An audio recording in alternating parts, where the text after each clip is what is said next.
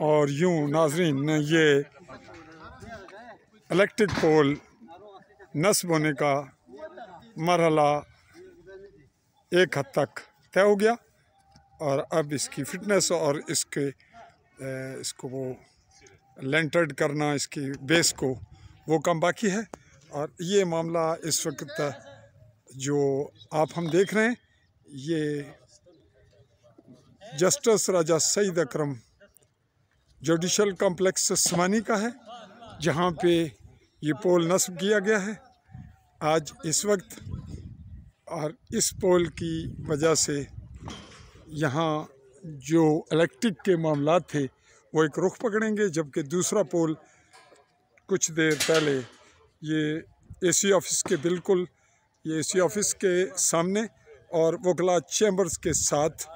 और इसके बैक पे कहाँ जाएगी, एक तो हमें स्टोन बैक पे नज़र आ रहा है इलेक्ट्रिक पोल, थोड़ा दूर, ज़्यादा दूर नहीं है, थोड़े से फासले पर है वो।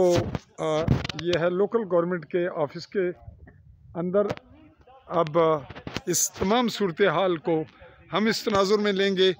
कि इलेक्ट्रिक सिटी के मामलात में जब पोल रिश्वत पे